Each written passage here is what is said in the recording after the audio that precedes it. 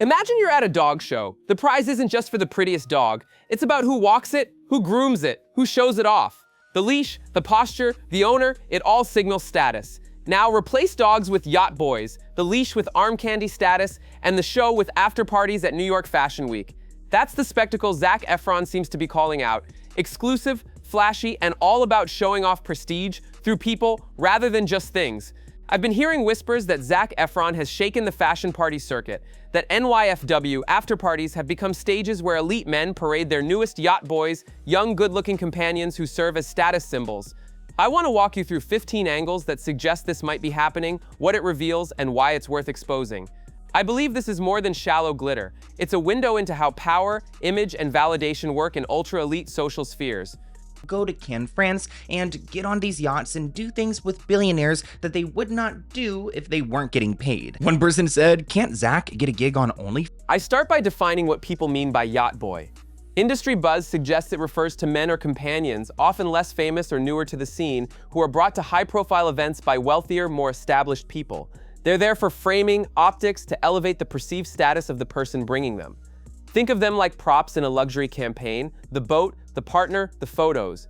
I believe Zac Efron is pointing to not just romantic companionship, but to a display object. Someone whose presence enhances someone else's brand or social capital, especially in visual, media-heavy settings like NYFW after parties. Sadly, this is not surprising to me. Now, I don't think Zac is going to create an OF page anytime soon because yachting is a lot more elite than that, and you make a lot more money. Rumors in the circle say that many of the wealthy, powerful men attending NYFW feel pressure to refresh their image constantly. New clothes, new cars, new faces. The new yacht boy becomes part of that rotation. Appearance matters not just for how you look, but whom you are seen with. I believe Zac Efron's claim is meant to expose that this parade isn't innocent. It's not about companionship so much as about how elite men use pairs to reinforce their wealth, taste, and relevance in the social pecking order. Just a couple of years ago in 2022, Zac told People magazine that his anxiety was getting so bad he didn't want to leave his house. That was right around the time that an ad for Earth the Musical on Facebook led the internet to speculate about what was wrong with his face. Zac Efron is allegedly a yacht boy. Zac Efron earns a big payday while on a luxurious yacht with older men. His net worth has increased by $5 million from other ventures outside of acting. Speaking of yachting, it is very, very rare that the Svengali lets the former Disney actor out of his sight during yachting season. A Svengali is a person who controls others with powerful mental manipulation. The actor from A Family Affair joined a group of friends on a yacht. Why would somebody with multiple stints in rehab vacation in Ibiza? Hollywood chatter claims after parties are less filtered than main runway shows. There's less press, more control over who enters, and more freedom in selecting guest lists. So they're perfect for staging these displays. You bring your young companion, your yacht boy, you walk in, people snap photos, Instagram picks them up, status escalates. I think Efron's observation is that these parties are curated stages, not just spontaneous social events. Places where optics are crafted, not just lived. I dug for pictures. I saw social media posts from recent NYFW seasons, wealthy men arriving in limos, stepping out with younger men, photographers snapping side by side. Some posts explicitly tag my man or my date. Others more subtly show arms linked, arrivals together. Fortunately, it can sometimes get a bit seedy, a bit creepy with drunk people who think they can do whatever they want. These owners, these millionaires, these billionaires, they're incredibly powerful people, and a lot of the time they get their own way. It's an incredibly secretive world which no one really knows much about. The guests just use super yachts as their little playground. They live in this little bubble where they think anything goes and anything can happen. Rumors in the circle say some of these pairs change from event to event, suggesting these dates are part performance, part business. I believe these photos aren't just innocents, they're orchestrated signals. Look at who I'm with. See, my influence still holds. Whispers online hint that some hosts, brands at after parties encourage bringing companions for optics. The talk in town is that having a beautiful companion helps the photos look more striking. The guest lists seem more desirable. Headlines read more glamorous. I think Efron sees this as part of the problematic machine, that some elite men are rewarded socially for not just what they achieve, but what they display, and companions become collateral in that. Not only is the yachting industry creepy AF, as the worker, these situations can cause feelings of shame or regret, and sometimes the allegation that someone might be a yacht person is weaponized against them, whether it's true or not. Now, I do want to make the distinction here and say that there shouldn't be an inherent shame in the work itself. At the same time, Industry insiders suggest that youth, novelty, freshness are ever desired. A young companion who's relatively unknown is more fashionable, less baggage, fewer associations, more malleable to a desired image. The newness becomes a currency. I believe this is key to what is being exposed, that people are chosen not for their connection, but for what they reflect, a blank canvas to project status onto. work is still highly stigmatized in our society, and that is oftentimes used against workers, and in this case, these high-profile workers. So with considerations of their reputation, along with their physical safety, as I mentioned earlier, the stakes are high. So yeah, the concern people have for Zac being tied to all of this is definitely understandable. Even if Zac wasn't engaging in Word behind the scenes is that these after parties are full of comparison. Who brought whom? Who got in? Who's new? Who's being seen? In glamorous photos and social media stories, these duos or groups are pitted against each other. Who looks better? Who got the better companion? Who got more likes? I think Efron is highlighting that this energy isn't just about ego. It fosters a kind of competition that objectifies these yacht boys and pressures everyone in attendance to one-up each other. Work on the high seas, it doesn't sound like an environment that would be conducive to sobriety, especially for someone who has a history of relapse and self-destruction. I mean, this summer he was spotted heading onto a yacht the same day as his high-profile ex, Vanessa Hudgens, was leaving the hospital with her newborn baby. So is it reaching to think that there might be a link here, that he sees yachting as part of his addiction/coping mechanisms? But it's not like Vanessa having a baby is enough to throw Zac off the wagon on its own. The truth is, Zac has been struggling for a long time, and all of the signs have been hiding in plain sight. Rumors in the circles say that these elite men often carry the power, access to cash, connections, prestige. The companions, the yacht boys, may benefit, but they often play by rules made by someone else. Loyalty, public perception, behavior, these are expected to fall in line. I believe what this reveals is an imbalance. The companion is more an accessory than an equal in many of these social dynamics. Hollywood chatter claims that some yacht boys have leveraged their visibility. Instagram followers, modeling gigs, endorsements, even roles. What people sometimes fail to see is how much of that visibility is orchestrated by the elite person they're seen with. The associations, the platforms, the introductions, they come from the elite's network. I believe Efron is pointing out the cost. These young people trade autonomy, privacy, or their own identities for visibility, and often their public image is tied to someone else's brand more than their own. Insiders whisper that many of these parades repeat. The same sort of companions show up, same visual styles, same narrative arcs, new partner, new look. The authenticity is thin. It becomes about who is newest, who looks freshest, who sets off the waves in stories long after the party.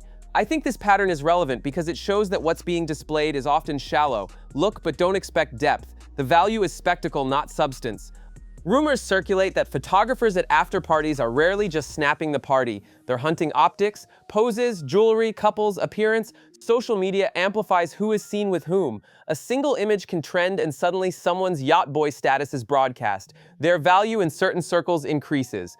I believe Efron understands that these images are powerful currency and that people are being curated for others to view, compare, and consume.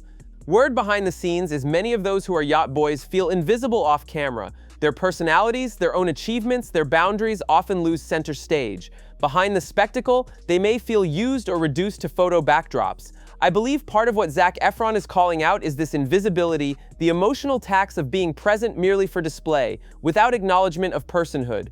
Hollywood chatter claims that maintaining this status display carries cost, high fashion clothing, grooming, travel, staying in the right circles. For both the elite man and the companion, there's upkeep. Not just money, but time, energy, brand alignment. I believe Efron sees that people invest deeply, not just for joy or socializing, but for positioning, and that reinforces inequality in who can sustain being in those positions. Insiders whisper that whenever someone exits one of these visual pairings, someone else is ready to fill in. People talk, gossip attaches. Why did he stop showing him off? Was it a fallout? Was there cheating or disagreements? Even when nothing serious happened, the expectation of permanence or display causes drama. I believe Zac Efron wants us to consider how many reputations are shaped or broken simply by how well someone plays their part in the spectacle, not by their character or real relationship. Whispers online hint that for someone like Zac Efron to speak on this, there's risk. Elite people might see him as someone trying to bring down the custom of display, as someone who doesn't participate. He may be criticized as judgmental, disconnected, or as trying to cancel something people value: image, luxury. I think the gain is respect, conversation, maybe even reform. But the cost is being outsidered in some circles. For someone in his position, it means choosing integrity of observation over a seat at every exclusive after-party. What struck me is how quickly faces change in this scene. One party you'll see a familiar companion being introduced with fanfare, and by the very next event, someone entirely new is standing in their place. It reminds me of fast fashion trends swap in and out before you've even finished wearing them once. That constant churn says more about the people parading them than the companions themselves. And here's the kicker. Half the time, these companions aren't even meant to blend in. They're designed to stand out. A splashy outfit, a sudden burst of confidence, a look that sparks just enough curiosity to make people whisper, "Who's that?" It's intentional. The companion becomes less about connection and more about spectacle, a walking conversation starter that keeps eyes glued on the one doing the parading. I noticed it's almost like a chess match between elites, each man sizing up the other. Who came with the more polished yacht boy? Who walked in with the most jaw-dropping entrance? Who managed to draw the phones out for photos? It's quiet, unspoken, but the competition is palpable, and the companions are the pawns moved across the board. This isn't just about bragging rights either. Some of these men are building entire personal brands around who they're seen with. You can tell by the way certain companions perfectly mirror the image they're trying to project. Edgy, classic, artistic, youthful. It's like tailoring an accessory to match your outfit, except here the accessory is a human being. Of course, once the party ends and the lights dim, the stories start to circulate. Quiet confessions from companions who've moved on, little bits of gossip that filter into the fashion world. How exhausting it was to keep up appearances, how quickly they were replaced, how surreal it felt to realize their value ended the second the camera stopped flashing. That kind of chatter doesn't get published in glossy magazines, but it seeps through the cracks. And what lingers with me most is the cost of playing this role. The yacht boys might smile, laugh, and pose for photos, but beneath it is a weight, the expectation to be flawless, the pressure to entertain, the unspoken reality that their worth is tied to someone else's image. It's glamorous for a night, maybe even for a season, but in the long run, it leaves a trail of people who feel discarded once they're no longer shiny enough to parade. What makes this whole parade even more surreal is the audience. Half the room is in on the game, nodding and pretending it's normal, while the other half is quietly judging, waiting to gossip about it once they leave. It's almost like theater. Everyone plays their part, but no one dares to say out loud what they really think. And that silence is exactly what allows the cycle to keep spinning year after year. The irony is, for all the effort poured into staging these yacht boy reveals, the impact rarely lasts. A week later, people barely remember the names or the faces, only that so-and-so showed up with someone new. All that spectacle boils down to fleeting headlines and blurry Instagram stories. To me, that's the most revealing part. It proves the whole system feeds on temporary validation, never genuine connection. Here's what I think is likely going on behind the scenes. Based on all this, Ronner, I predict that Zac Efron has started or will start making pointed comments, maybe in interviews or private conversations, about how showmanship in social scenes isn't innocent, that he's seen elite men use companions as accessories. Possibly he's witnessed people minimizing them, treating them as props. I believe we will see more yacht boys or companions coming forward, maybe via social media or interviews, speaking about what it's like to be paraded, what expectations they faced, what pressures came with being seen as a status symbol. I suspect there will be visible shifts. Some celebrities may start refusing to be part of spectacle relationships or displays, others might double down, and the tension will become public. There could be fashion insiders, stylists, photographers, maybe even brands, pushing back on optics-driven partnerships. Finally, I believe this conversation matters because it reveals deeper truths about how power works in luxury culture, how validation is often external, and how people are used willingly or not in the quest for image. Zac Efron exposing this could spark not just celebrity gossip, but a conversation about how we value relationships, identity, and authenticity over appearance. So I'll be watching at the next NYFW after parties. I won't just watch who walks in, I'll watch who's being shown off and ask at what cost. Because I believe what's happening is more than just glamour, it's a system built on people being seen, not always being heard.